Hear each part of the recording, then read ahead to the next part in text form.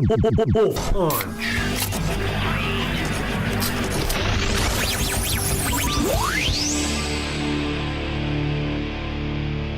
Hey everybody, this is Zane Barber. We're WolfPunch. We're doing something new today. I can't do it. I don't know. No, you go. don't really. You can do it. I lost all confidence. You really did. But they will think that I was you. I don't think so because It's dead on. No, it's not. You kind of revealed your I mean, they figured out eventually. You unveiled your secret identity. For the first... Speaking of which, in 2008, Iron Man revealed his secret identity to the world as Tony Stark. And now it's 2017. True. Or it's 2018 now. Yeah. And Yes, it doesn't even know what year it is. Guys, it's 2016. And superhero movies are still a thing. And so we're going to talk today about superhero movies in 2017. Oh, by the way, this is WolfPunch, and I'm Zane, and that was Yezin, and Kyle was the one screaming at the I'm Zane. trying to talk like me. I think I nailed it. Dan is also here, as well as Michael Kemp. Sound off, fellas. Yeah, they howled. How? Right. Okay, so superhero movies this year, we got Logan. We had some Spider-Man Homecoming, some Wonder Woman, Thor Ragnarok, Guardians of the Galaxy 2, and Justice League, and Lego Batman. Don't forget about that No, one. I forgot. Don't forget about it, because it's tight. came out last year. Does not count. There was also a Russian superhero movie that came out this year with a Did bear you see it? man. Was it called The Flash? The Russian. All right, That was a hipster. shitty joke. All right, hipster. Let's just be mainstream here and That talk about. Was phenomenal. Beautiful joke, Zane. Thanks. Russian. Yeah, because he runs Because really fast. he's getting there in a hurry. Yeah, he runs really fast. Oh. Yeah, I could tell Michael wasn't quite I there know. yet. It Thank zoomed you. right by Thanks, him. Yeah. Oh my god. Sorry, this has gone off the rails already. Oh god. Good keeping on topic, guys. Yeah. No, I mean, it was The joke was on top. Yeah, it was. It was fine. Superheroes. Yeah. Some might say we're our own superhero team. Yes. WolfPunch. What's your power, Kyle? Yeah. You're a superhero. The power to move you, it's like Wonder Boy. Wonder Boy. That sounds about right. Yeah. In that you look like Jack Black. And then I look like Jack Black if he let himself go. Even more. Fair. But I'm taller. Well, okay. I guess. Are you Soon to proud be of more that? famous. So. Soon to be more famous than Jack Black. It's a low bar. Oh, that was People know Jack Black. that was quite a dig at Jack Black there. I'm sure if he's listening, he'll be really upset. No, he's listening. He's listening. Somewhere. Yeah, paying deep attention, counting all his money from Jumanji. That's true. Which, by the way, our 3-part review is coming. Don't worry. See, you keep saying that so much that I feel like eventually we have to do it. Maybe. I've already seen it. I'm ready to go. Can you talk about it for 3 fucking hours? Oh, I could talk about it for I'm more. sure we could find a fucking way. Oh. Anyway, back to this. Yeah, superhero movies in 2017. We're getting real off topic there. Yeah. So I feel like most people in this room, their favorite superhero movie was Logan. Is that a correct assessment? That was I feel like- definitely mine, and the main reason why I wanted to have this conversation. Yeah, I figured. It's also the truth. Yeah. Yeah, I mean, I agree with that. Logan is definitely on a par above. Yeah. For the record, it's not just the best superhero movie of 2017. It's the best comic book-based superhero movie I've ever seen. Ever. Would you say it's the best Western of 2017? Ooh, well, because Hostiles didn't come out into the theaters in time for me to tell. I don't know. Good answer, alright. There was a lot of build-up for you to not know. Well, I remember, Wind River is kind of a neo-western, and that movie was pretty good, but, probably Logan. Anyway, I would also echo that sentiment that as far as like the comic movies and the main ones that we talk, there's like, of course you have things like Wanted and Kick-Ass and like maybe Kingsman, or is that just a movie? I think it's a I don't comic. think It's a comic book movie, there's no superheroes in it. Yeah. Sure. Right. But in terms of like DC, Marvel, Spider-Man, X-Men, the Avengers, the Justice League, all those, and that counts the old Nolan trilogy of Batman movies. Wow. Yeah, I agree. I would say Oh, still yeah. that Logan is Okay. better than The Dark Knight. Because I feel like a lot of people would, definitely argue. I don't fucking care. What did I say? I didn't make a mistake. I checked myself. Superhero, comic book based superhero movie. I couldn't remember. It's like super not based on comic, but what do you think? What makes Logan the best one? Oh, buddy. You're putting me on the spot. It's a lot of pressure, but that's okay. This is your idea. This was my idea. It's just, you don't have to say that every time I have a bad idea.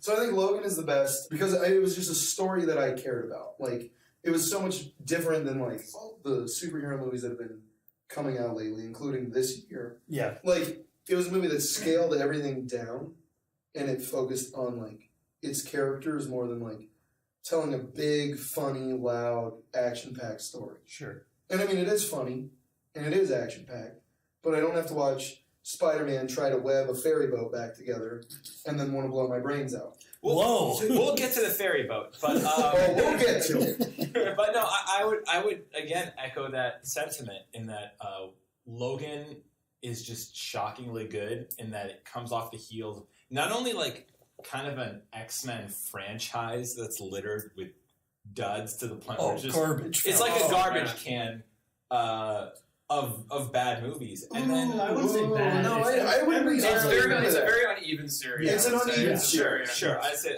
just the idea is generally there are some gems. There are some gems, but the fact even the gems, like, they're not great. They're just comparatively better than anyway. But then it's also coming off the heels of 2 solo Wolverine movies that are not very good. Very like notorious for being bad. Yeah. And then you have this movie Logan, which actually excels in sort of doing the one thing that most superhero movies, most movies in general now fail at doing, which is realizing that bigger is not necessarily better. Like, scale things down. It's a personal story about Wolverine / Logan. He's kind of at the end of his rope. It's just him and this crippled old Professor X who has dementia now or whatever, and just him getting some kids, including what turns out to be, spoiler alert, his daughter across the border, and that's it. It doesn't. There's no big His clone daughter. Daughter. But it's not. No, it's his daughter because they didn't. Oh yeah, they took it. They took his. They took his DNA and then they thinking about comic books again. Into someone's womb. But anyway, the point is, there's no big doomsday device like there is in pretty much every superhero movie. There's no revenge from some guy, which is in every superhero movie where, like, I don't know, like an alien or like a force from the beginning of time comes back. No sky laser. There's no sky laser. It's just about. You could argue that Professor X is a doomsday weapon. Okay, you could argue that, but then that's a very. But that's fun. It's a very different use of the. Yeah, but that goes out the window before the third act. So. Hey man. We're spoilers. Either way, that's all right though. Spoiler alert! He dies. Professor X dies, and spoiler. Logan dies. It's not. It's a movie that doesn't pander a whole lot. It also doesn't try and, like, give an easy to digest, like, fun resolution. It also doesn't try too hard to be funny. Like, it's funny, but in really measured ways. One other thing that I do find interesting about this, now admittedly I've never seen Girl Interrupted or Walk the Line, but out of all the James Mangold movies that I've seen, Logan is my favorite one. And I think that's maybe the only example that I can think of. Walk the Line's really good. Well, okay. Yeah, no, it's That's good. fine. Yeah, it's good. So is 310 to Yuma, but I like Logan better. And I'm just saying, like, whenever there are other directors who jump onto superhero movies, like, I like James Gunn, and I like Guardians, but I don't think that Guardians is his best movie. Like, I always think that, like Super, to me, is his best movie. Okay. Super is the best superhero-related movie, I would say. Probably. Super is just so good. Side recommendation, go watch Super. Stars Rainn Wilson and Ellen Page. It's James Gunn's best movie by far. Go do that. Is it better than Unbreakable? Yes. Yeah. Okay. It's way better than Unbreakable. No. He also just didn't like Unbreakable, but I Unbreakable was like very good. Unbreakable. Super is way better. Okay. You said superhero related, and that's the Yeah. one movie that comes to mind. So. But anyway, coming back to Logan. Yeah. No, I agree a lot with Yezin. It's a very personal story. It doesn't rely on a lot of contrivances, like you said, the Doomsday Weapon and whatnot. But more than anything, it does what so few other superhero movies are able to do and give a sense of finality to the character without having to set up another film, without having to find a way to continue the story. Like, it just goes into his life and brings everything home. It's like a character a lot of us, we've all grown up with it, like Wolverine since, like, the very first X-Men movie, we've been there in the highs, been there in, like, the really bad lows when he's fighting Deadpool on top of a reactor and gets shot with an adamantium bullet in X-Men Origins. See, now that's one of the highs because they were elevated. Oh my But then it went low god. because it collapsed in the Save your crowd. voice.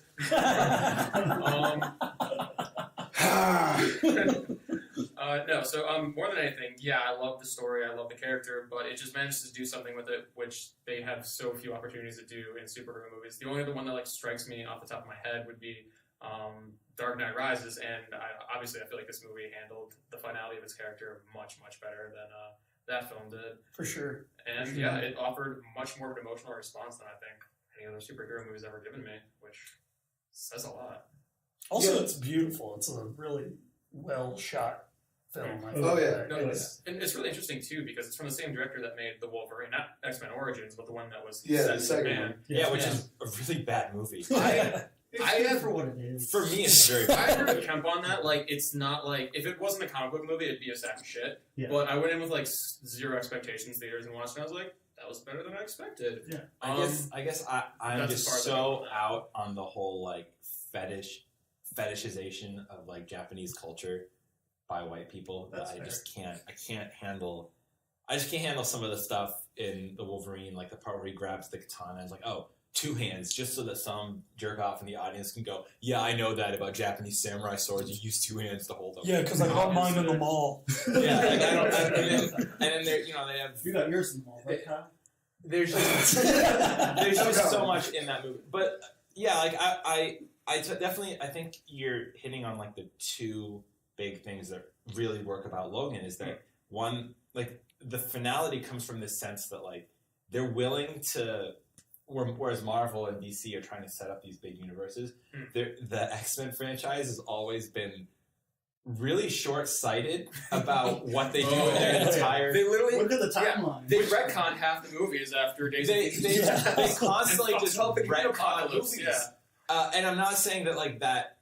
I don't care about cinematic universes really. I'm not saying that's a bad thing.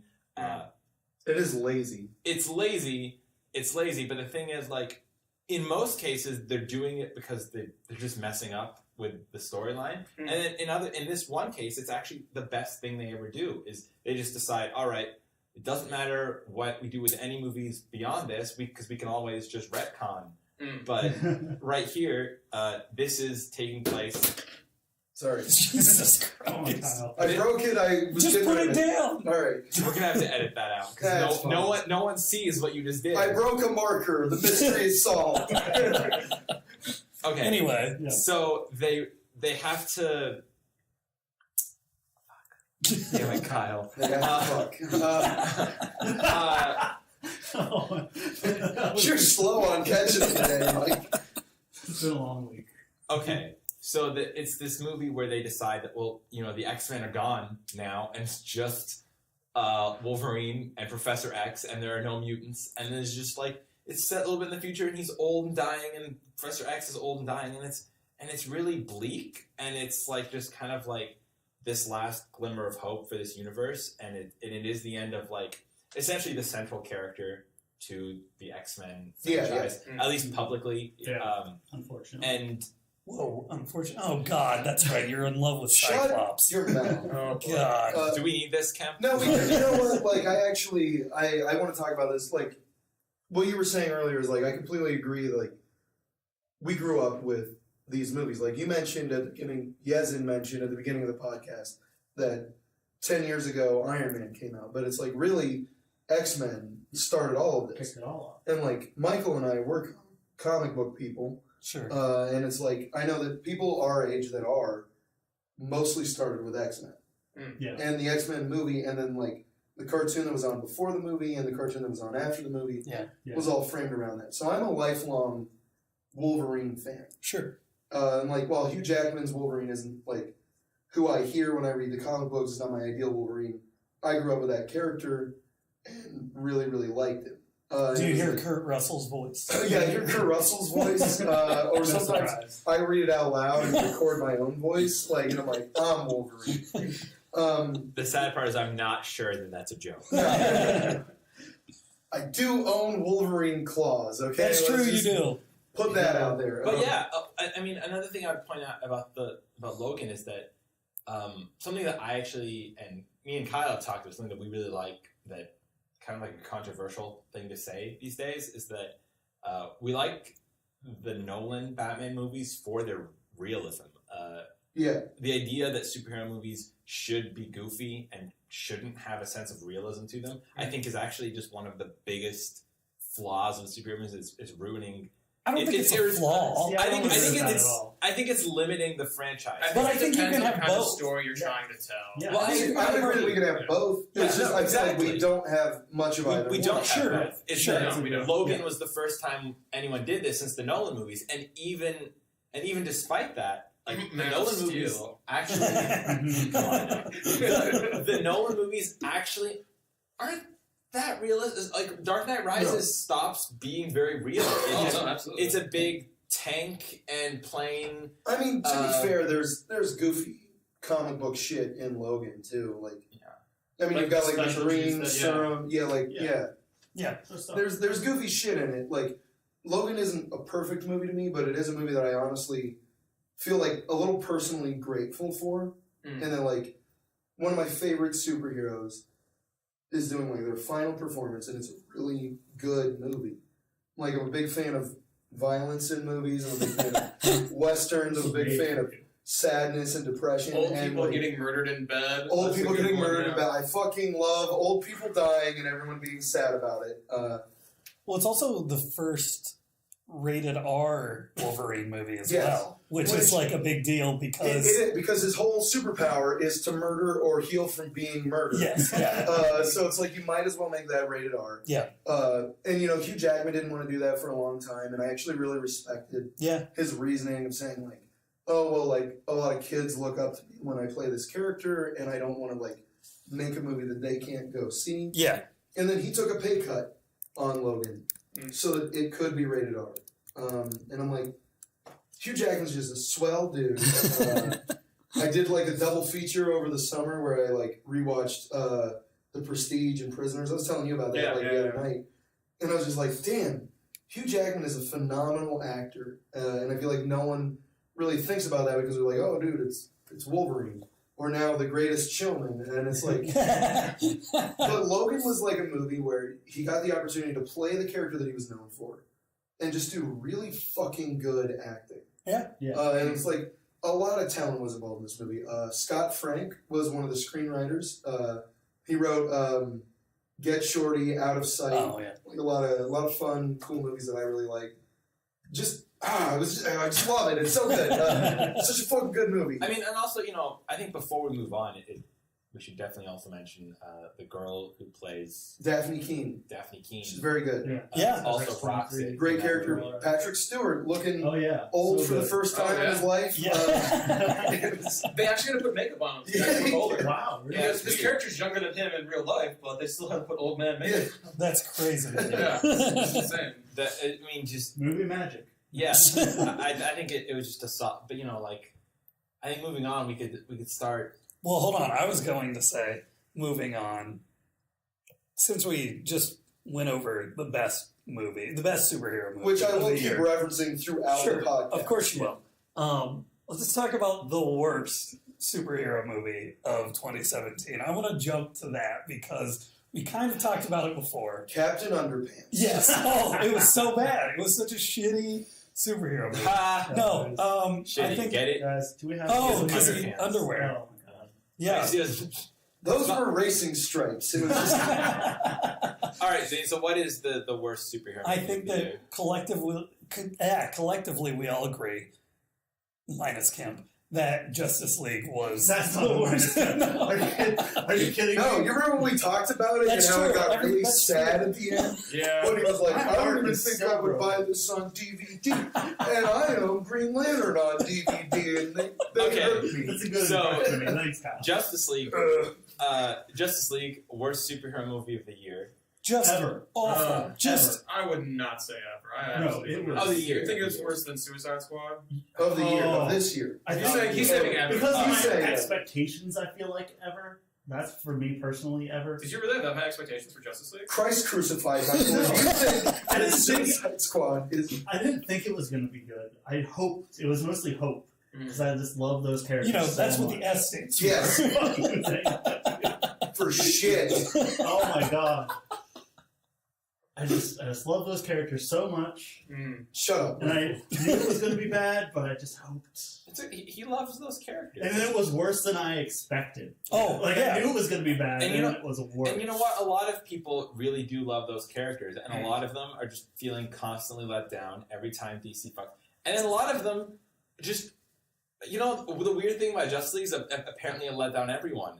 It let down the people who are let down by every DC movie, and it also let down the people who thought the other ones were good. Yeah, I'm one of Because those people Yeah. because I enjoyed. See, Man of this Steel. is why I don't have to feel bad for yelling at me. I have plenty of my own fucking Batman don't out, t-shirts. Michael, don't out yourself.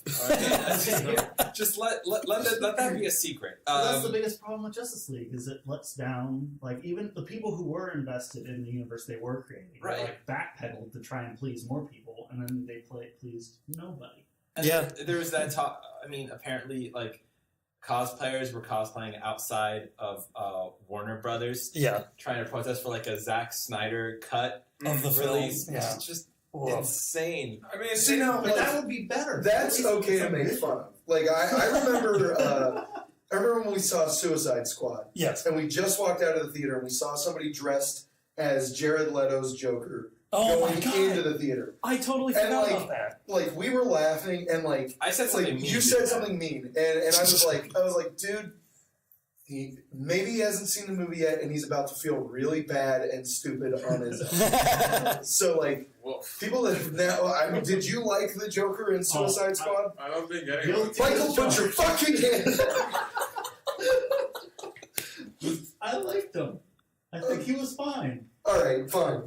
Someone else say something. He wasn't, though. Okay, so we're actually talking about Justice League here, Yes. so let's You're right, you're right. Yeah, a let's slight on continue. that. Yeah. I will officially go on record, and say that I did not hate the movie. It is woefully middle of the road. I think we had a previous talk about it, and I kind of like had a moment where I like reined anyone in. It's like it's not an awful movie. Like it's not bad. It's just woefully generic by the numbers and trying to please everyone, and lacks any real form of identity. Yeah. What it's going for, which neuters the whole aspect of the whole team up movie with characters you love and get introduced to because they're throwing new characters at you with just like minutes of build up, and you just there's nothing to really latch onto outside of your preconceived love for the characters.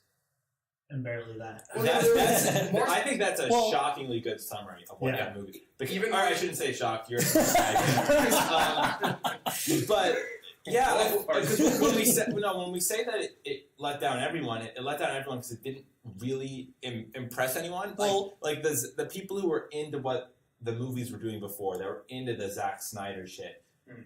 That sort of dour mood is something that wasn't really working for people. The narratives that Zack Snyder was kind of he was trying to do something deep with all his movies, and that just wasn't working for people. And so that was just constantly being like a letdown for so many people. But then when they took that away, even the people that liked that are now let down by this like middle of the road. Because I agree, I don't think Justice League is that bad a movie. It's just woefully middle of the... I mean, I think it's a bad movie. I think it's woefully middle of the road is a good way to put it.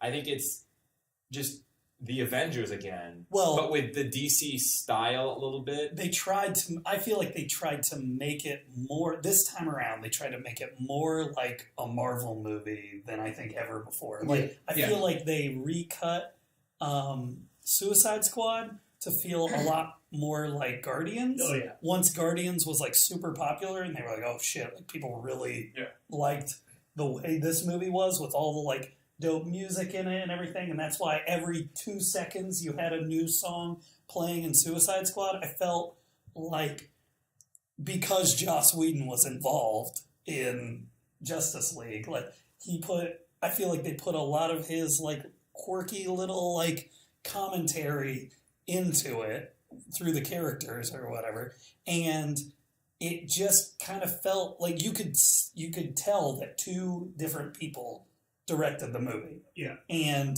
because there were some scenes where it felt like a Zack Snyder movie, and then other scenes where it felt like a Joss Whedon movie. Yeah, but it did consistently look like shit. Yes.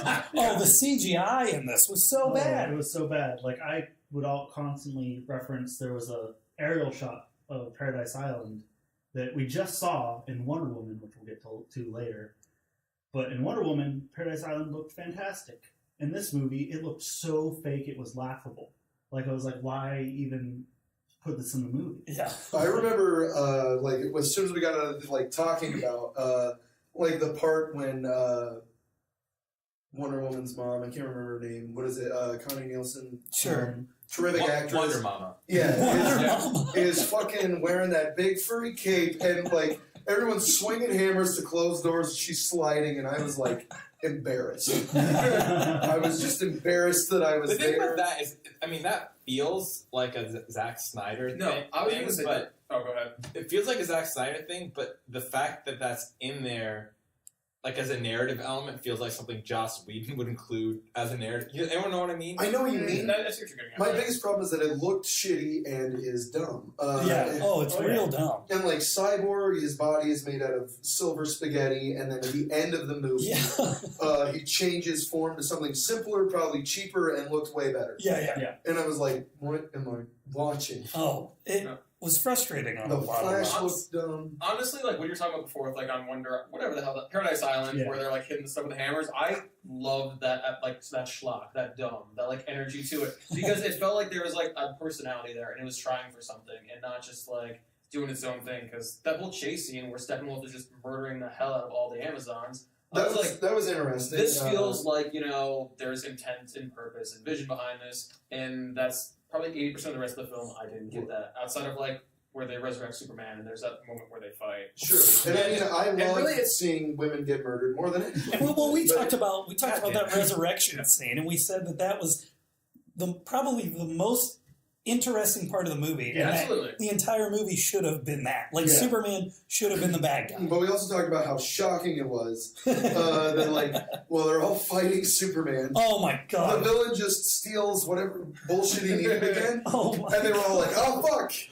took it. Like, boxes, yeah. There wasn't even a scene where we see him take it. My, They're all just like, no. You just see the portal just shoot up, and they're like, oh, shit, the one thing that we had to protect to, like, save the world, we fucking forgot our jobs. Listen closely, you can actually hear Steppenwolf say bye, Felicia, as he's facing. Yeah, I mean, it's just that resurrection scene felt like it could have been. It's the plot of its own movie. It's yes, like a separate thing. Exactly. And then it's thrown in there, and we talked about how, like, basically the way to fix this movie, at least structurally.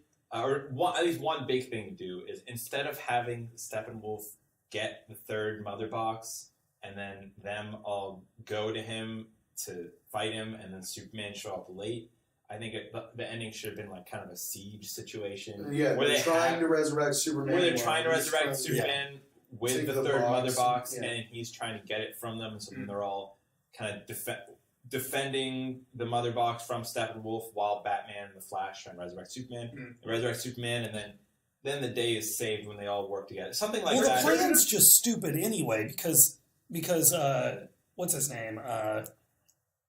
The bad guy, Superman's like arch Zod. Lex Luthor. Lex Luthor, like resurrects Zod, and he turns into Doomsday or whatever, and like destroys a uninhabited island with buildings all over it, right? Yes. So they think, let's resurrect another Kryptonian and see what happens. Superhero logic, yeah. don't worry about it. I know that, but it's still like that's just how dumb this movie is. Well, speaking it's not of, thought out. Like the least of the words. like people, Yeah, I was gonna say, yeah. I mean, yeah. super dumb, but It's dumb. I admit I didn't even realize that, but just like I think ultimately what it comes, it's just a really poorly structured movie.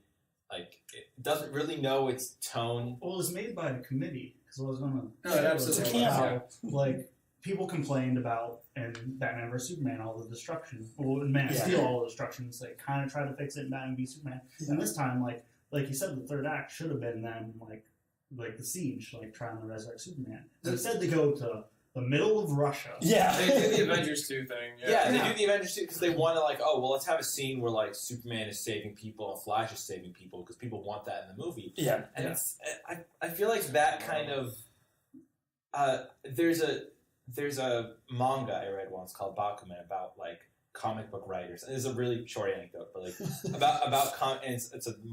a comic book about comic book writers. And there's one scene where they don't know, or one chapter where they don't know what to do. And so what they do is they start opening fan mail and getting advice from what the fans want because they're really amateur manga writers. And so then when they show it to their editor, they're like, the editor's like, who wrote this? Why are you doing this? And they say, well, and then he says, no, you can't just look at what fans want and just do that because fans have suggestions. But they don't have a cohesive vision. And in this case, that seems like that's what's happening is that they're trying to workshop all of fan criticisms. But the problem is that like fans have criticisms about some things because they didn't work in the movie the way you did it. But it can work if you structure the movie right. Yeah. So just taking all of these suggestions out of context doesn't a good movie make. Yeah. Well, I feel like that's been DC, like the cinematic DC world. It's been their problem from the beginning. Yeah, from the beginning. Ooh, I mean, I gotta give them props in Man of Steel and Batman v Superman. Did what they wanted to do. Sure. After that, okay, Man of Steel, yes, but I feel like they tried to course correct a little bit on. I mean, you started. Batman v Superman did start to interject some weird humor. Well, it started also weird humor in BVS. Everyone. I thought she was with you. Yeah. I mean, that's one joke. That's like, I don't know. I've always heard everyone's criticism be like, "Oh, that movie's so humorless," but I guess it just all falls horrifically flat on its face. I was thinking more of like they start building the DNA of like bringing in the whole universes and all that, like what Marvel's trying to do, and yet it still didn't really work for Justice League. Like originally when they talked about it after Batman vs Superman was released, they were saying it was going to be like the Seven Samurai of superhero films, where like half the movie was going to be dedicated to like building this team and getting these people together to stop this great threat. And I got literally nothing of that from this movie. No. Can we just say DC should be ashamed of themselves that they're like making Justice League this late in the game when Warner Brothers has owned all of these superheroes for fucking ever before like Marvel sold the rights to like all of their superheroes and scattered them about and had to get them back. Yeah. And they were way ahead. Way ahead of DC. I think their head just got way too big after the Nolan trilogy because they're like, we're on top of the superhero world. Like, Marvel can't touch us. Like, we have critically acclaimed, like, insanely high-grossing, like, superhero movies. Yeah. And, well, and they were different kinds of superhero films because at the time, right, that's around when Iron Man was coming out, like Captain America. Dark Knight was 2009. 2008, I want to say. Batman Begins was before Iron Man. I think Dark Knight was after. Yeah. Batman Begins is 05. And those two movies couldn't be more different, I feel like. Yeah. Especially for the time. Yeah, very true. Yeah. Because Dark Knight's memorable. A brief aside, like, Iron Man was the first comic book movie that I saw where I was like, I don't think I like comic book movies anymore. I'm just kind of bored.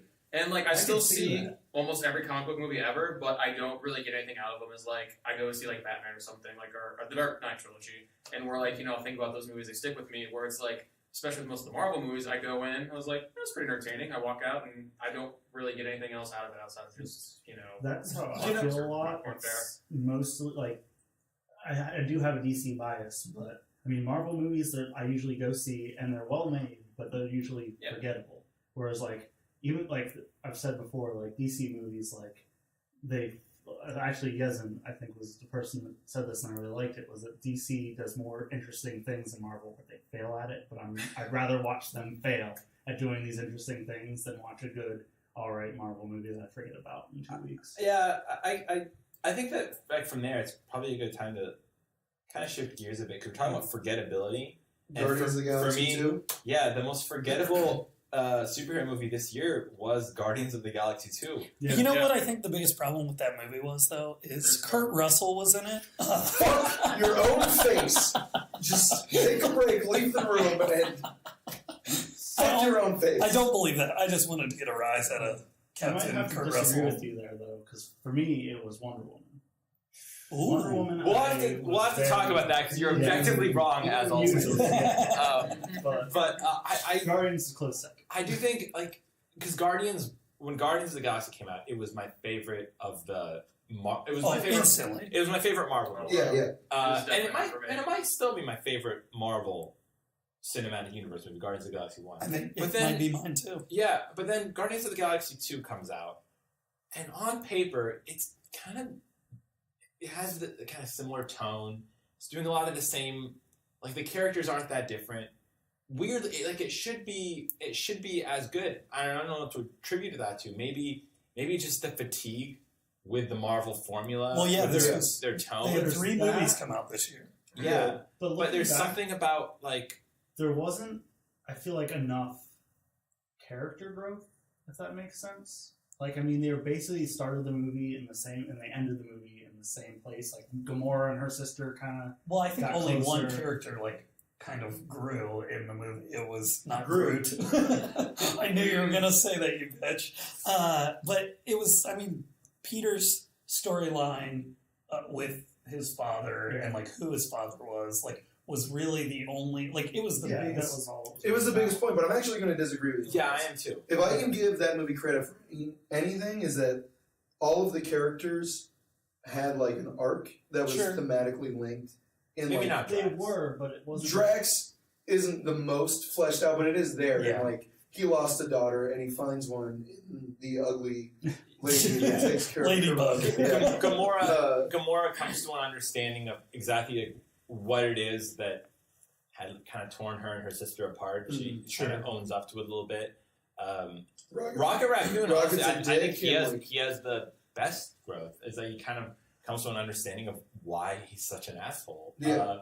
And then Peter Quill kind of Gets to hang out with Kurt Russell, so hang he's out the with Kurt best Russell, time. and he also realizes that the family that he always wanted is the family he's found. It's like kind of a simple message. I just think it's unmemorable because they didn't really raise the bar in terms of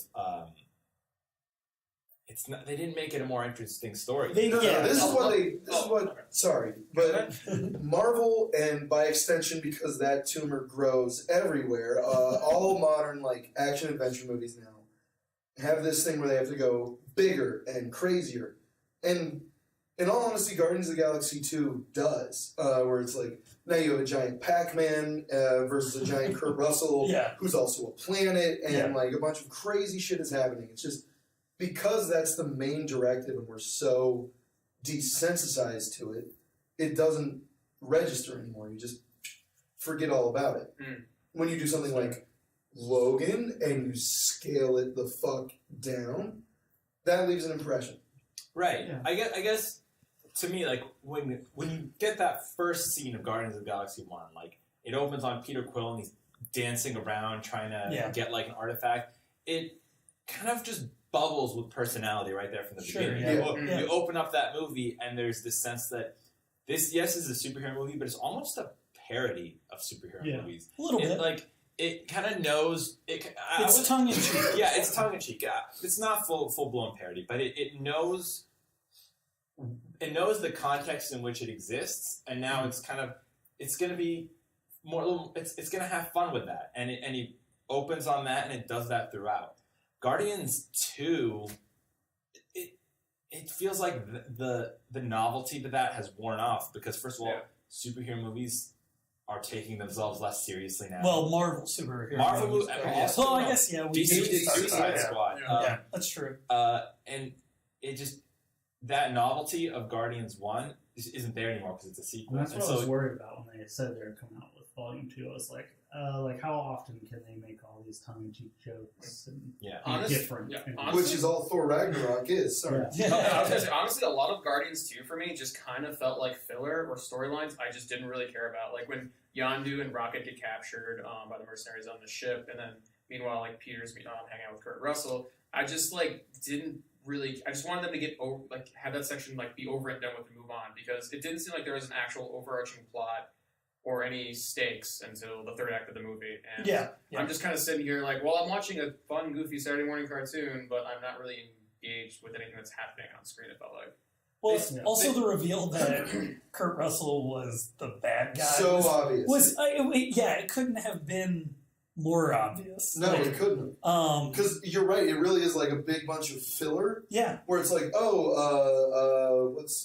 Nebula shows up and Gamora has to fight her, so we have an action beat, but there's no looming threat of a villain getting closer. Sure. They just find themselves. They find themselves in different situations just for the sake of taking the time. Yes. Yeah. Well, what it really is that they split up all their characters, and all of their characters find themselves in one situation, and then once they're all done with their situations, they all go meet Peter Quill at the plot. Yeah. And that's really what it is. That's exactly it.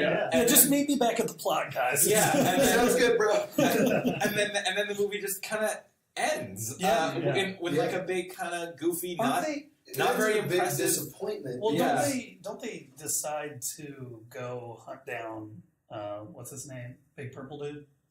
Josh Brolin. Yeah, don't they end up at the end of the movie saying that they're going to go find him or something like that? I don't know. Something like that, yeah. Well, no, Nebula says she's going to go kill him. Nebula's going to do that. And I'm sure because she'll be in... I'm just trying to figure out how they all end up... She'll be in the Infinity War. Yeah.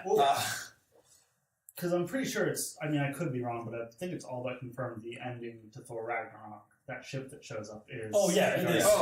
Yeah. So that's clearly how they're going to... you even see him, wake up on the ship or whatever, and in the trailer. And then at the end of it, he's with the Guardians of the Galaxy, so I'm guessing at some point they got captured or whatever. Well, now that also the Hulk's on that thing, too. Now that we've talked about the most forgettable movie, let's forget about it. I think... next, I guess I would jump off to Thor Ragnarok, which is pretty similar in tone. Which is actually kind of a similar thing, because going into Thor Ragnarok, I expected that. You two expected great. Oh my god! I was so excited. Because it's Taika Waititi, and also just something about the trailer just really sold me. And I'm not a sucker for trailers. I'm really not, but. The trailer gave me the impression that they finally figured out Thor as what to do with Thor as a character. They finally I understand that I'm not someone who wants every superhero movie to be goofy or every superhero to be goofy. Thor is the one to make funny and over the top and crazy, and that's everything that the movie does. It gives us the impression that here's a crazy Thor movie that just has this weird aesthetic and is going over the top. He's in space. He's at Ragnarok, there's Valkyries, there's giant wolves, there's giant fire monsters. Hulk's there like a 3-year-old. That was the best part of the movie. Hulk's there, all of this, the packing in this movie, and it just seems like it's going to be unabashedly funny and crazy. And I would say that for the first, I don't know, not everyone agrees with me, I think the first 2 minutes gives me the sense that, oh my god, Marvel just figured out Thor and their entire formula to perfection. But then the movie just kind of falls apart, and it's not. It's not a bad movie, but it is a waste at every turn. It's a letdown. Yeah. I love a giant wolf. I want to be a giant wolf. If you're gonna put a giant wolf in your movie, let it eat someone, something, anything. That wolf ate no one. And that fight with the wolf and the Hulk, underwhelming. I agree with that. I think everything was underwhelming. And the Valkyrie is like a retired Valkyrie. I want to see women riding horses with wings, carrying swords. Well, when I saw that, just a flashback. We talked a little bit about that and how it just in the trailer it seemed really super cool that we were going to see something like that. Yeah. And I remember in that scene, Hella. what's it? Yeah, what's Kate her- Blanchett. Kate Blanchett. Love Yeah, her. like she looks dope in that. She's like throwing Yeah. those daggers and She's got shit. those funny antlers. Yeah, on her. exactly. Like, Jack Kirby. and I was Whatever. really excited for her to be a villain and like be a like really good villain in a Marvel movie, but I feel like once again the villain like was not that great, It shrugged the whole and it movie. just kind of was like Honestly, I think. Okay, so I'm gonna be a bit of a nerd here. When I hear Thor Ragnarok, I think of Ragnarok from Norse mythology, Yeah. which is like the war of the gods against the giants, and it results in the destruction of the world and the birth of a new world. But the point is, it's a crazy war where everyone is fighting everyone. Yeah. And so I expected. So when I saw those scenes of like the Valkyries fighting Hela, the goddess of death, I thought that was going to be the climax of the movie. But really, that was just a flashback, which sucks because it was the most visually impressive looking thing. Yeah. So I thought everything about that movie made me think that, okay, well, this should build up to a big, crazy fight at the end where everything is over the top and crazy. But it's actually not. It spends some time. It does two movies. It spends some time it does some Planet Hulk, and then all the while we have this kind of annoying Game of Thronesy Asgard. It turns back into a Thor movie. Yeah, exactly. There's the Annoying, bad Game of There's Thrones. like a weird Planet Hulk that's kind of fun happening, and then there's a Thor movie. And that's what happened. Like, I'd watch it and I was like, this is really fun. Like, whenever they were on Planet Hulk, like, Jeff Goldblum was great. Like, all the banter. he was Jeff Goldblum. Yeah, Oh, right. Jeff It was Goldblum. great. He didn't even every know he time, was making a movie. every time they cut to Hela doing her stuff, I was like, I'm out. Like, it was, I was like bored. Ooh, I love Kate she's great. Blanchett. She's great, and she does good with what she was given. But like that whole storyline was just written so boring. I didn't like Carl Urban's story in the movie. Yeah, was just so It was so like, typical. and you knew at the end he was like you could see these looks on his face throughout the whole movie when And he was like- Ella would like ask him to do something terrible and he'd be like, oh well, like there's like an internal conflict or whatever. He's like, well, maybe I should, maybe I shouldn't, I don't know. And you're like, okay, at the end, after this guy does all this dumb shit, he's gonna like He's gonna redeem get himself redemption, or yeah. whatever, and like he I does, don't and like it's to see funny, and it's like whatever, but it's like I don't give a But fuck. at least it's not like the fucking annoying guy in the Hobbit movies. Yeah, where it doesn't amount to anything. Where like it doesn't do anything. He's Sure. just like a greedy little piece of shit. And it keeps showing you that. You're like, these Yeah. movies are already long enough. Yeah, no, I But- agree. yeah. Anyway, the way I saw that movie happening, I don't think we need to even see Asgard that all the time. I think we could have just like seen Hela take over and then come back at the end to retake Asgard. Yeah. We didn't need to watch what was happening on Asgard and like Yeah. the resistance and Yeah, and Yeah, that now guy. if the wolf doesn't even eat anyone. I know, but I think you come back. I think Planet Hulk should have been filled with way more interesting characters, like the weird pit fighters that they got. Oh, the rock guy? Yeah. Yeah, I was Thor. shocked that his first fight was with the Hulk. I thought he was gonna have to work his way Sure, up. yeah. But I'm just saying, like the rock guy, they're just like random aliens. I wanted him to come back with like several Valkyries with winged horses and sure, Pegasi. yeah, Pegasi, and of course the Hulk, and then just a bunch of crazy characters, and then they show up, and there's wolves, and there's fire monsters, and they're all fighting at the same time. It's crazy, but instead you kind of just have this like. I mean, Business as usual it's Marvel not. It's thing. not the worst ending. It just True. I like the kind of twist where he destroys Asgard to save Asgard's people. I think that's all. It's all cool. It's a smart ending, but ultimately, to me, I look at it as a letdown because I thought it was going to be actually the best Marvel movie yet, and it had every chance to be. It just didn't. It didn't know how to structure itself. It couldn't decide whether it was this weird, interesting Planet Hulk type movie or whether it was like Another Thor movie yeah, that's trying to be Game of Thrones. Yeah. It doesn't.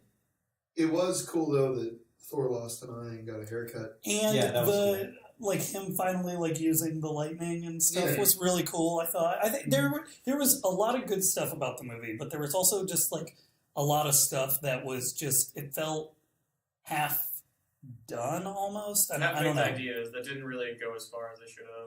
Yeah. Bring it together. I totally agree with what you guys are saying. I have a higher opinion of the movie just because I had expectations of being weird and crazy, but I definitely didn't want to think. I didn't think it was going to be the best Marvel movie or anything of the sort. I actually remember watching the trailer because everyone was like freaking out after that, and it just really reminded me of Guardians of the Galaxy in tone. How it's like crazy humor, crazy things going on, and it has like the really weird neon '80s aesthetic. Yes, I was like, when the hell is like Thor like neon and synthwave? Yeah. Like what's going on here? Because like Guardians was like, it felt more like the 70s and just like from the type and like the music they were using and then I would say 70s and 80s. well early 80s or something, but yeah, no, this one was like full on 80s. Yeah. I like that. I wanted. Well, the guy who did the music was Mark Mothersbaugh, who did the music for he did the Rugrats theme, but he also was in that band that sang "Whip It" or whatever. Yeah. Yeah. So I mean, that was pretty cool. I like that they kind of because one of the biggest complaints, or one of the other biggest complaints about Marvel movies is that they all have like really forgettable scores, and they're just like kind of just sounds like stock music or something, and they are trying, I think, to make an attempt to like bring in interesting people to do it because they just got Kendrick Lamar to do the music for Black Panther. So that's pretty, I think that they're kind of hearing that criticism and, you know, trying to do better, I guess. I don't know. Well, and I don't know if... I think up next, we finally have to kind of go into Wonder Woman. Or do we go into Spider-Man right now? Because we're still on this Marvel train. We'll do all the Marvel. Let's talk about Spider-Man. Because I want to save Wonder Woman for last. Right. Well, I think, that's fair. So, with Spider-Man, I think that Spider-Man is the movie that actually exceeded my expectations. While Thor underperformed my expectations, Spider-Man outperformed my expectations, and ended up for me probably the second best Marvel movie yet. And that's come from someone who's not a Spider-Man guy. I don't really like the character. For reasons I won't go into right now, kind of annoyed that they didn't just do a black Spider-Man. You wanted Miles Morales. I wanted, or a black Peter Parker. Sure. I don't think there's anything wrong with Peter Parker being black. Yeah. I wanted them to finally do that because you're rebooting it so quickly, and it's something that people are asking for. So why wouldn't you do it? And it's something that still annoys me. Instead, they decided to just have him be a white kid at high school where everyone else is a person of color. Well, yeah, but I mean that's in Queens or whatever. It is. And that makes sense. It's believable. Yes. It's just and I don't think the reason that they didn't do it is because some diehard fans who get up in arms about these things would complain, but I think really what it comes down to is the people making the movie. Sure. Just couldn't help it. Their vision of Spider-Man is a white kid, and they wanted to do it. They're doing a Spider-Man movie, and they deep down wanted to do it. Well, I think it was. I'm not going to get into that. But I think it was. Because I just did. Well, you did. I was going to say, you did. But I think that it was so. Previously, Sony had done the last 5 movies of Spider-Man, and I'm sure while the last 3 had underperformed, Marvel was like, they're fucking this all up, they're ruining Spider-Man, they're whatever. And once they got it back, they were like, okay, we can finally do this character justice, and we can make a movie about this kid in this time, not back in 1997 or whenever, 2001? 2000. Spider-Man. 2001. Something, yeah. But tell an actual story with a high school looking kid that's not, Tobey Maguire pretending to be 18 years old when he's clearly got a 5 o'clock shadow and shit. They wanted to do something with Peter Parker that was true to the character, or as true to the character as they could be now, I guess. Even though he is probably still too cool to be like Peter Parker is not nerdy enough, I guess, and that's where Tobey Maguire did a good job of being Peter Parker. Where fucking nerd. Where Andrew Garfield will always be the most not believable Peter Parker. Yeah, he was a decent Spider-Man, I guess, but and they felt believable. But Tom Holland, who was in Homecoming, I think managed to do both really well. Yeah. He's a good balance. Because Tobey Maguire making jokes of Spider-Man is creepy. Oh my god, it was awful. Yeah. And he barely did it because I feel like did your husband make you that mad? Yeah.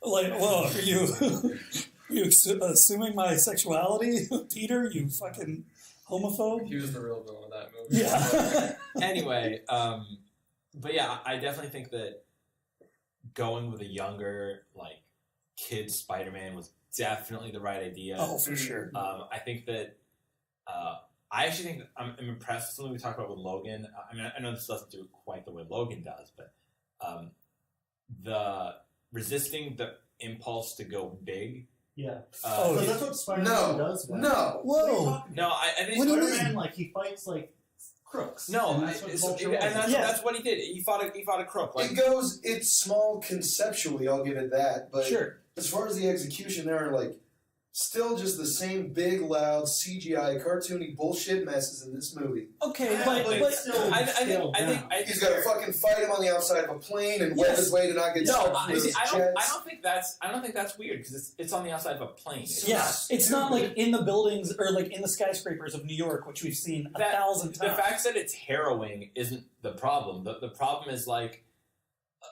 Because there was no doomsday weapon that was about to blow up New York. Yeah, he was that's why I'm agreeing that it's conceptually small scale. Yeah. Right. That I do appreciate. I just don't think that fucking fighting on a ferry boat that gets ripped in half and then he tries to web it all back together and then he can't do it and then Iron Man shows up and he's fucking throwing motorcycles at people and having wet bombs go. It was just. I think that was fine. Yeah, I don't.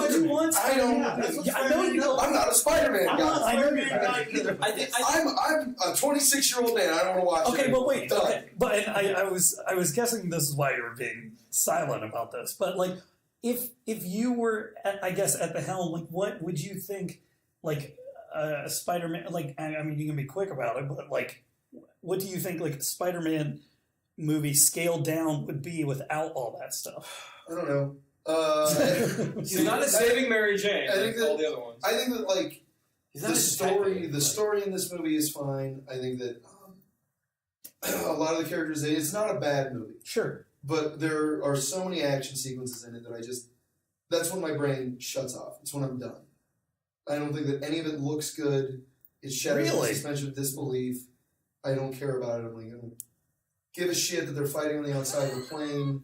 I don't give it like he's running through everybody's yard, smashing their property like an asshole. Ferris Bueller. That's a clear homage to that. Yeah. And it's like some of it's funny and some of it isn't. I don't know.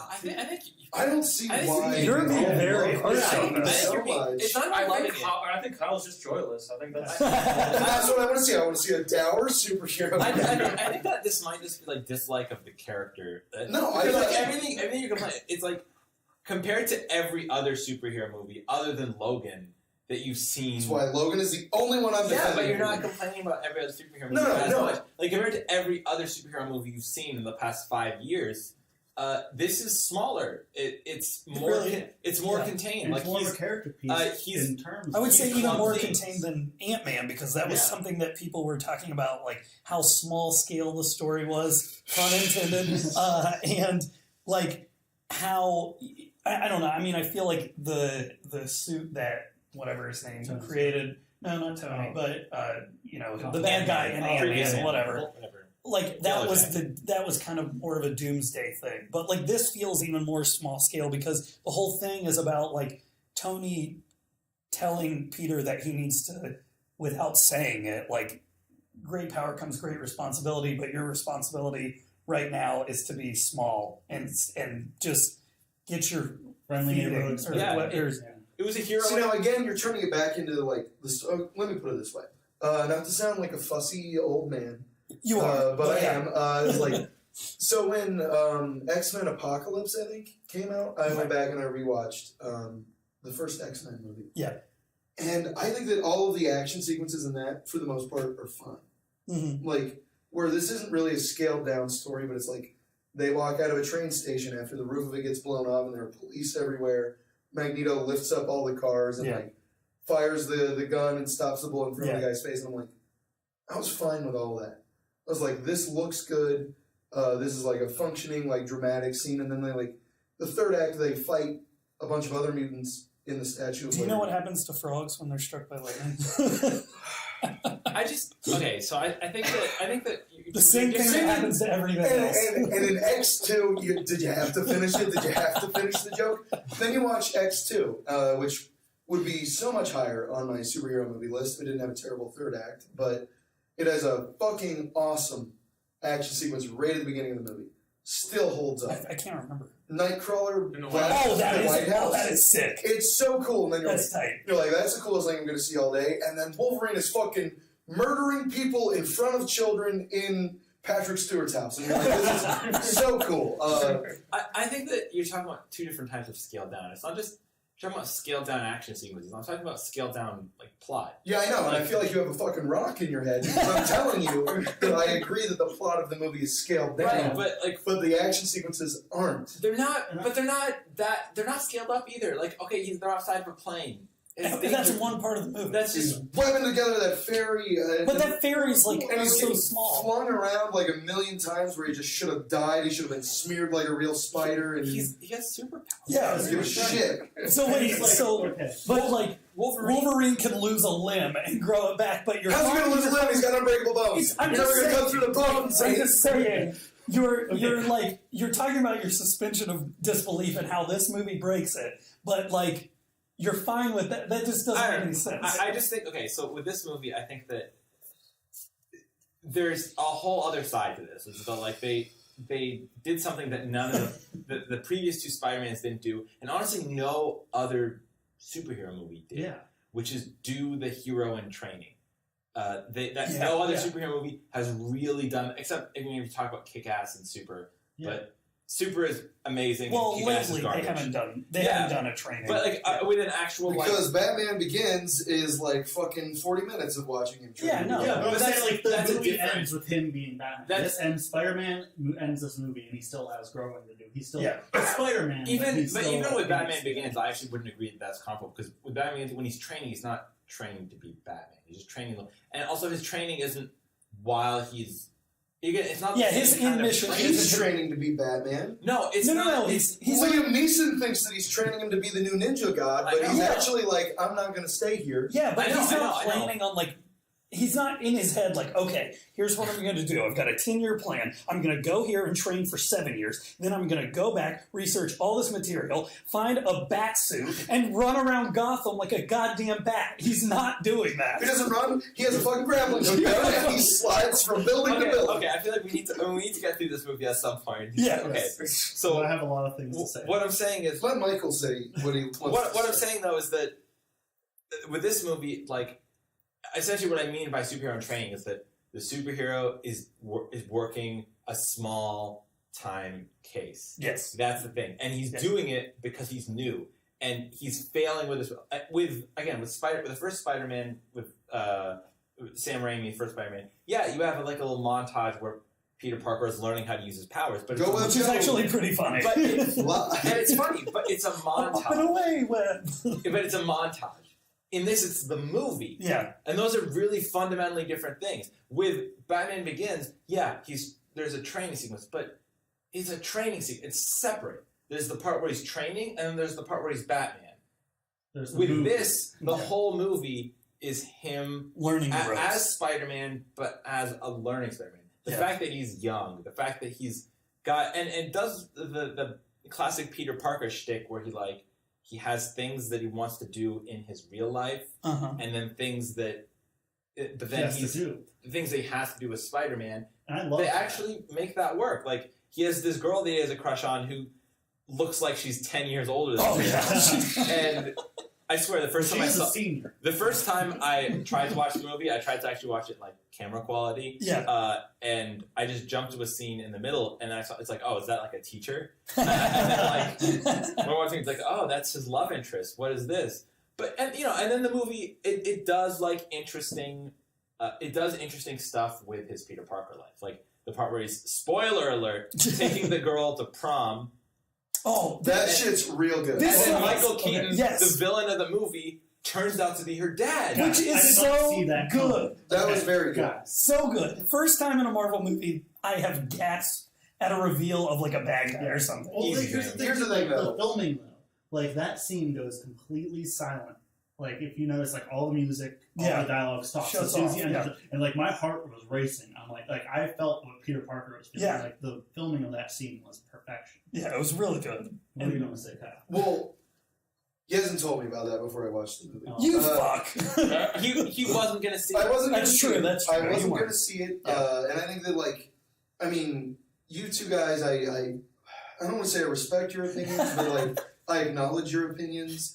And you both said that the movie was really good, and I was like, okay, well, this is really good. Yeah. And, like, you've got love goggles. Zane has love goggles for Spider-Man. I do. He's obsessed with Spider-Man. Since I was young, Yezin doesn't, so I was like, oh, here we go. Well, he says it's really good. He told me about the twist, and I'm like, that's a really good twist. And it was. I can acknowledge it. It's not that Spider-Man Homecoming is a bad movie. Yeah. It's just that I don't care about it. I hear it's here's the thing, like every other Marvel movie, I don't I'm very surprised about that, because Spider-Man's one of those superheroes that I could care less about. Like, I really don't care about Spider-Man.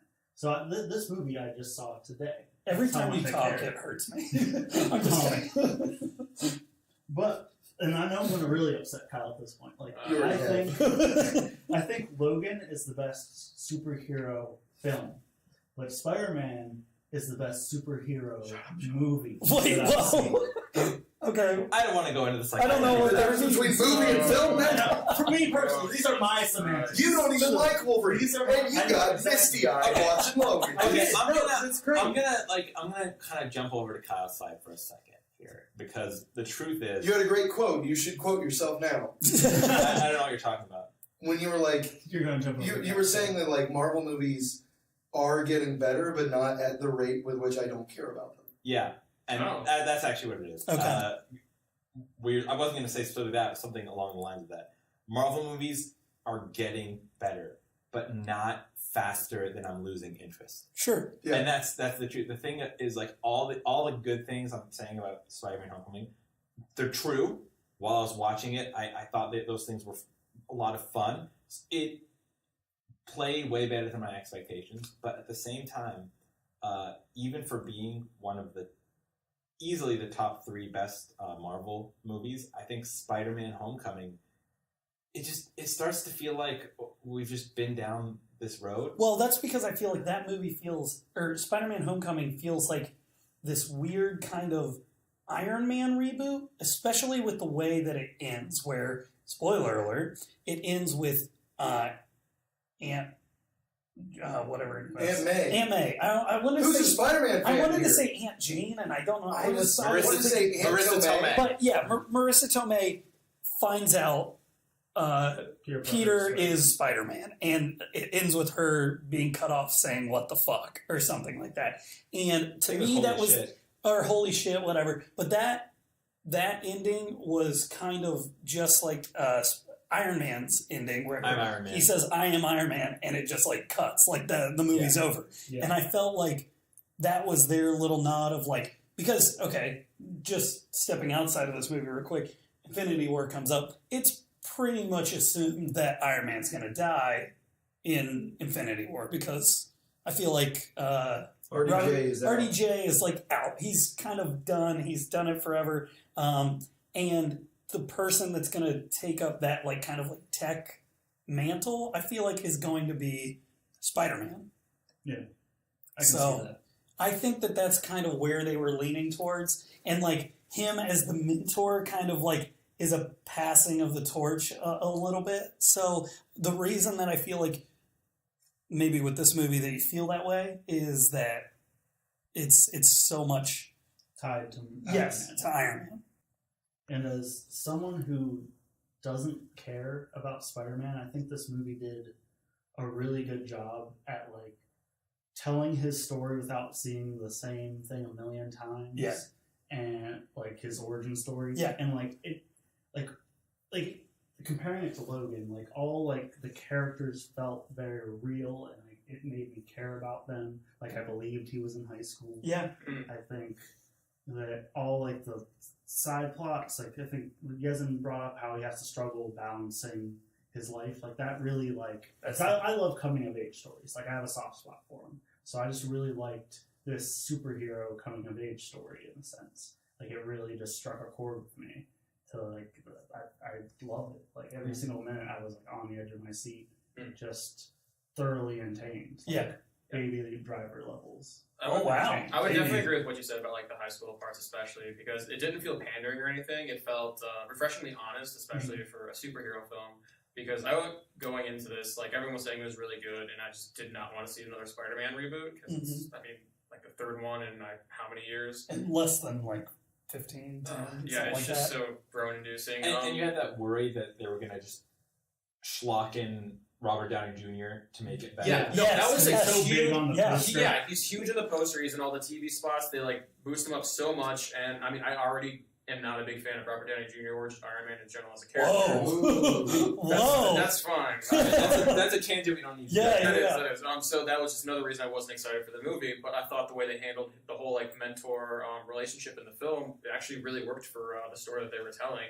And I probably ended up being one of, if not my favorite Marvel movie after seeing it, which was pretty impressive because I didn't want to see it. Having him lose the suit at the end and then have to be a hero without have to be a hero without the suit, and then him like saving the bad guy's life at the end, I thought was like really kind of it's like a really good idealistic take on that story. Yeah, and the fact that there's actually a bad guy that you give a shit about. Right. Too. Yeah. Oh yeah. Well, yeah, that was one of the thing. best Marvel bad guys. Yeah, and Michael Keaton was really, really good. When isn't he? Oh, well, no, I know that. I know. When isn't he a bird? Come on. Yeah. Beetlejuice. Speaking of birds, want to talk about Wonder Woman? Yeah. Is that was no, that's a term, right? Because she's a classy Oh, bird. yeah. And you're telling me to stop talking like that. You guys are not from the 40s. You guys need to, anyways. I'm just saying. Spider-Man should have been black. I would say one last other thing thing about throw out Spider-Man. Well, no, there's going to be an African. Well, Miles Morales in the animated Spider-Man. Yeah, not good enough. Yeah. Not good enough. Here's the Good, thing. but not good enough. One more thing to bitch about Marvel movies is because they're so bleeding. They're so dependent on one another. It's so annoying that like you watch Spider-Man: Homecoming and it doesn't totally function by itself. Like you watch it and you're watching like footage of like him filming on his iPhone what he did in Berlin. Oh yeah. And then you've got like Iron Man in the movie. Like it's so dependent on The world. movies. Of that course, they- like, that's that annoying. is a feat in itself, though. Think about it. If you That's think true. about I agree what with Marvel that. has achieved, even if it like I get fatigued and annoyed by it too, but like I was thinking about today, like the fact that from Iron Man they have built this cinematic universe, something that's never been really done before, is kind of amazing. I mean, you know, it was a movie that was like a part of an extended universe that like was a beautiful like swan song to a whole franchise. Last Wait, Jedi. was it? All right. I mean, okay. I'll agree that like it gets a little bit obnoxious to keep repeating that stuff and keep referencing other movies, but it's not. It's not Thor going into the fucking like Dark Realm. The pole. going into the pond and like yelling and like hallucinating about Infinity Stones. Yeah. It still relates to the character. I mean, and his I feel like development. if you hadn't seen another like Marvel movie ever and have seen this, like there might have been some small parts you've been confused on, but overall it's still a satisfying, relatively contained story. For sure. Yeah. Especially by Marvel standards. So in that regard, that was another aspect that I really enjoyed about it. And I think it is time for us to get to Wonder Woman. Yeah. I feel like the reason I wanted to keep it for last is because I don't know. Because you're worried about coming across as sexist and you don't want. because it's five Our female guys. listeners are probably tuned out like an hour ago. Yeah. We have female listeners? I think we do. We met a couple, right? Oh yeah. Yeah. They were probably just being nice. They were just being nice. Yeah. In fact, the only one of them that we knew didn't even listen to our podcast. That's so true. No one listens. I can say whatever I want on here. It's true. I guess you can. Woof. Punch. Wolf WolfPunch? You are bleeding. What's up with that? Okay, so like I was at work and we had these wires and like my friend was joking like he was going to hit me with it, so I held my arm out. And then he was like, okay, I get to do it. And I was like, yeah, that's fine. And like, He actually hit you. yeah. And it, like a lasso. yeah, no, like a whip. And I guess I was picking at it while you guys were pissing me off. So now I'm bleeding. So Wonder Woman is, of course, the first female superhero movie. It's been a long time coming, and they did it with the most notorious and notorious is a weird word, the most famous, most recognizable woman superhero, and they went with Wonder Woman. DC beat Marvel to it, which is weird, since Marvel's had a 10-year head start. And they're still like the Captain Marvel movie is this coming year actually. No, I think it's 2019. Yeah. I think they're taking forever. Yeah. But anyway, DC did it, and this very critically acclaimed movie. And I am just gonna, you know what? Guns a-blazing. Here we go. Guns a-blazing. And I can say this because I'm a Palestinian, and Gal Gadot is a former IDF soldier. So it's not that. It's not that good a movie. It's not that good a movie. I mean, I have none of those credentials, and I can say it. I have the most identity politics. I don't like identity. I have the most identity politics cred to go in and say this. As a dude, anyway. Wonder Woman is a movie with a really good second act. That, to me, that's how I saw it. It's a really good second act. I would agree. And then the first act is a little bit embarrassing. The third act is very... It's garbage. Yeah. Oh my god. Garbage. The third act of this movie pissed me off. It was just so boring, and it was just like the Justice League. Yes, it was exactly. Like CG monster. Justice League's even like probably it's more Batman v Superman than it is Justice League. Yeah. It's sort of that level of insanely over CGI, over special effects. Yeah. Too cheesy. But honestly, it might... Like, remember that really kind of cheesy scene with Superman holding the spear and flying into Doomsday? Yeah. It was like that for 10 minutes. I was going to say, I definitely thought it was worse than Batman vs. Superman and Justice League. The whole movie or just the third act? No, the third act especially. Like the CGI diarrhea nightmare with the villain whose name I don't remember or care about. What he was trying to do. Ares. Oh, it was Ares. The God of War. Jesus. Yeah. But Gentleman also Professor Lupin. Yeah, I was going to say. Yeah, it was very, like, I don't get why people loved it so much. I mean, I kind of knew I wasn't going to like it because I personally don't love, like, World War I, World War II period pieces. Like Captain America, the First Avenger, I was completely out. So I was like, it didn't interest me at all.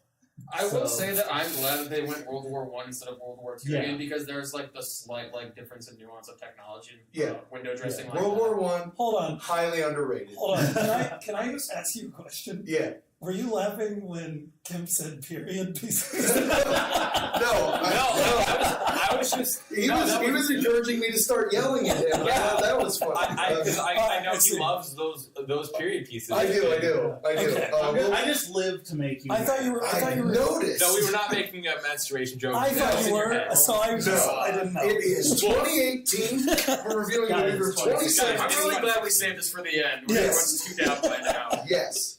God. But no, like just before it is something that they finally got, like a female superhero, and I think it took them too long, and I'm glad they got it. And I do see like what there are things about it that I understand why they resonated with people, and I think those things especially come in the second act, because with Wonder Woman you have this character, like, and I don't like the Themyscira Paradise Island stuff at the beginning because it just feels kind of embarrassing, where she's just this little girl and then she's training, and it just like kind of this weird training montage, and then they apparently there is this god killer, which they tell her is a sword, but it's actually, spoilers, it's actually Wonder Woman, or Diana herself is the god killer, which should be her name because God Killer is way more metal than Wonder Woman. Anyway, but the thing about that is they have an entire temple built for this sword just to lie to her and tell her that it's just this weird, nonsensical... They also have a temple built for the Allspark, or whatever the hell it was. The Mother Box. Yeah. They've got all kinds of Because temples. they don't have cable. They're bored. They're just building They're temples. just building all Anyway, kinds they of can't temples. watch the view, so they build. Woof. Damn. We all have to have one. So, I didn't purposely make a period. We'll fix it in That was post. on Don't them. worry. well, we won't. What is happening right now? Okay. I mean, you this, did bring this up is the why list. I wanted to keep this to Okay. last, because good Okay. lord. Oh, fuck. Okay. What were you saying? So let 5 men tell you why Wonder Woman is garbage. All right. It's not it just. It is. It's garbage. It's not fine. garbage. It's not a No, good the movie. second act. The second act is But good. then I'm glad okay, it so exists. it's Because it's not for me. so it's like not no. It's just, okay. So there's this first act that's kind of like weird and embarrassing, and then they do too much of that Zack Snyder slow motion that just doesn't work. It doesn't work. It worked in 300, and even then that movie is kind of a bro fest anyway. But they just keep Kind of, yeah. They It just totally keep. is. The movie's made for Mac. From Okay, sure. Why would they wear armor? We wouldn't see their muscles. Okay. But just let me get through this thought here. Okay. So then Steve Trevor shows up, and then he tells her about this. He tells Wonder Woman about this great war, and she wants to go help because she's an idealist and she believes in peace and heroism and love and all that In the American land. and all that. What America's a colonial. No, I know that. I'm just Okay. So then he brings her to London, right? Yeah. In the midst of World War One, and that is by far the best part of the movie. Like some of the action sequences, even that happen there, where I think an assassin comes and tries to kill Steve Trevor, and she stops him with her Bracelets. bracelets and Gauntlets, stuff, gauntlets. the gauntlets, and all of it. It's scaled down. Sorry for all of you listening that you didn't get to see Zane pretend to be Wonder Woman. I did. Yeah, I did. I was using my. Well, he's wrists. pretending to be Wonder Woman a lot. Okay, Yeah. so here's the thing: is that's another example we were talking about before. Scaled down action. She's just stopping a couple assassins in the streets of London. It's not the Batman v Superman trying to take kryptonite and smashing the Batmobile through buildings. It's scaled down, and then there's that kind of goofy scene where they're trying to make her look normal and they're trying to get her clothes, and she's like, "You can't fight in this," and kind of poking fun at. It's really funny. Poking, Well, yeah, Fish Out of it's Water is funny. always funny. That's why Thor works. I think, Right. real well. It's like, those are the best moments. of Right, Fish Out yeah, of Water. but with this, it even works on like this feminist level where they're kind of poking fun at how like some of the different standards for men and women, how women were expected to dress a certain way that was purely for appearance, but didn't really stress like mobility at all. And so she's, and also again, she's a goofy fish out of water type character. She wants to carry her sword around, and they think that's weird. And then she shows up, and she's at this war council, and she's hearing about some of the ruthless strategies they're employing, and she's like, "No, don't do this." And so that second act really works. What about you're talking about scaled down action and things like that. What do you think about the No Man's Land segment where she comes out and crosses the battlefield? Because I know a lot of people, for them, like they consider like that's the moment where she actually becomes Wonder Woman, where she becomes an actual superhero because she's helping people, she's acting as an example and encouraging everyone else around her. And a lot of people I've seen point that as like the biggest like motivational image for like a female superhero. That's what they should be doing. Yes. That's a fair point. Yes. I do think for me, if I'm being nitpicky, there are just some visual things. Oh, it looks like shit, the but visual on paper it's It fine. doesn't look. It doesn't look. That sums it up pretty well. Again, The movie looked muddy. The whole well, way I through. think that's a good. It was a goddamn trench, Zane. That's That's true. supposed to look That's cool. true. I think that when I look at that scene, I agree with what's inspirational about it. Everyone's telling her, "You can't do that. You can't save these people. We've been here forever. It can't be done." And she's like, "No, I'm gonna do it." And she steps out and she leads the charge, and she doesn't listen to anyone because she knows what she can do. And I think that all works. I think visually it could have looked a little bit better, but I think that's the. I guess her strong point crossing of the No movie. Man's Land isn't the part that looks as dumb as like, oh god, I'm freaking. Doesn't look as bad as like when she's like smashing through the bell tower and shit. like right after that. I Sure, feel like I think No even Man's after Land that. was like the last point where I was like, okay, this is a good movie. Then everything after that is kind of like where it falls. Yeah, there were Oliver's super jumps. Look Oh, yeah, they look really weird. Yeah. Can she fly? There's Like, very yeah. much like stop go like Again, style. I keep forgetting that Zack Snyder didn't make this movie. no. See, and this is part of what I was saying with Logan is like, at least I think that Logan is that director's best movie, and it's the only superhero movie that I can say that about. And it's like, What We Do in the Shadows is better, Monster is better, Super is better. All these directors that we're talking about now have done better movies. Sure. When you watch fucking Wonder Woman and you're like, the director of Monster made this, you're like, kind of a downgrade, isn't it? Yes, it is. That wasn't. I haven't seen Monster. Yeah, so can't but speak to that. I will say that I do think that some of the action sequences, especially the Bell Tower, it still has that sort of DC movie aesthetic that just feels a little bit cheesy and a little bit overdone. One thing I will say for Patty Jenkins in her defense while we're talking about Wonder Woman, she walked away from Thor 2.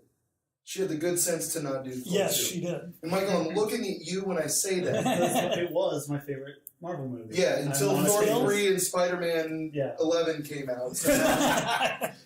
I like Thor 2, and I'm not ashamed to say it. You should be. But You again, be you, man. again, the movie really loses itself in that third act, and it's just something that it kills the movie. It's just this weird. It doesn't make sense conceptually. It's it's heavy-handed in the concept it's trying to do. It looks like shit. So there's this ending scene where you find out that the mustache twirler, who's, Danny Houston. who you think is Trying to help Ares, actually isn't Ares, and she kills him. And then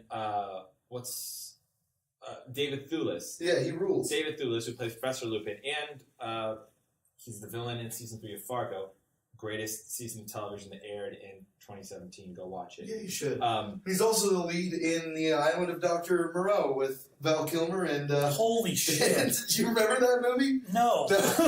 Because I never watched that. Oh, shit. did you need to add to what I said? Was what I said not Fargo? Okay. It turns out that Ares is actually like the random British guy who's been on their side the whole time. on the whole time, and then he's like appearing and disappearing, and then he's wearing like weird dark Greek armor, or like I don't even know what kind of armor. Yeah, it was so Yeah. strange. And he's as ripped as Macho Man Randy Savage, but he still has But that... he's I got you for 2 minutes. but he's still a pasty old British guy. And then Yeah. you see the flashback and find out that's how he always looked. He's Yeah. not just a shapeshifter. Yeah. That's what he looked when he Yeah. was cast down from Mount Olympus or whatever. And there's this weird thing where there's fire everywhere, and Steve Trevor like does a heroic sacrifice. Yeah, which is Captain cool. Kirk has the good sense to just get himself out of this movie. And then he dies, and then she gets angry, and you think, oh, this will be the moment where she does it, and then no, and then there's still more like fighting, and then it's just an insanely drawn out What, Michael? sequence. I was gonna say that's also a good comparison to why I love Homecoming and I wasn't wild about Wonder Woman, is because like you have like the villain reveals you can compare. Like when the villain of Spider-Man Homecoming was revealed, you're like surprised. Like when I was revealed, it was revealed that Ares was that dude. Yeah. I was like, oh, I don't Well, know. duh. Well, you already knew, like, kind of that. Yeah, Exactly. no, it's not gonna be this Yeah. guy; it's gonna be the other guy. Yeah, it's way telegraphed. And then, with that third act, the thing that to me conceptually doesn't make sense is that there's sort of this weird mixed message where Ares does cause all the wars, but really he doesn't. And it's kind of like a weird thing where I don't think there should have been an Ares, or if there was an Ares, she shouldn't have been able to just fight him with her fists. It should have been more, with her magic love gauntlet smash. I think it should have been a thing where sort of she's coming into this world and she doesn't really understand the nature of it, but then she learns that war happens, and it's not because there's an evil god, like, which is like kind of the naive thought that she has at the beginning, but rather because like people make these choices. And I think it would be interesting to see her, rather than have like fulfill that movie objective, there has to be a big fight with like a rock monster or an armor guy or a big guy. Just have her saving people or like helping people in a really, I mean, I know that's kind of the second act's No Man's Land scene, but kind of have like a bigger maybe version of that where she has to save people despite the fact that yes, people cause war and people do make mistakes, but then you can still be a hero despite that. Yeah. What do you want to say, Michael? I was going to say, I 100% agree with everything that you guys have just said.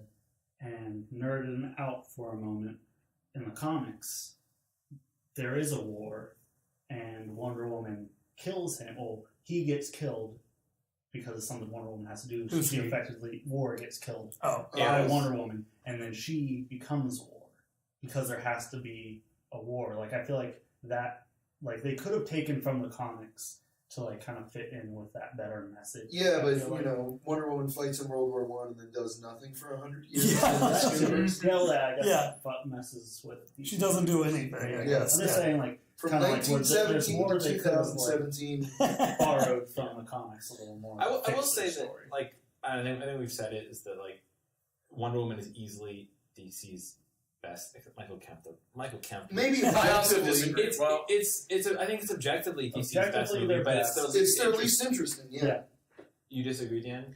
Well, I mean, you say least interesting. I think Justice League is far less Yeah, interesting. yeah, you're right. Wonder Woman. Yeah. That's true. Oh, That's okay. arguably Yeah. true. To that Yeah, extent. that's true. Yeah, I forgot yeah. about I that. think Forgot about that one. I Yeah. think I try to forget about it. No, I think this movie means a lot more to not us Yeah. guys and stuff. So, I mean, we're coming at it from a different perspective than a lot of people that really identify with the character more than we did. And I'm really happy this movie's out and it's popular and exists. Yeah. I thought it was decent. I didn't love it, but I mean, that's just most. That second act, movies. though. Second act was good. You know, especially I know a lot of you guys. Well, some of you guys had gripes about the No Man's Land segment, but I thought that was very strong and there was like a very like just positive and confident like creation of the character in that moment of her coming into her own.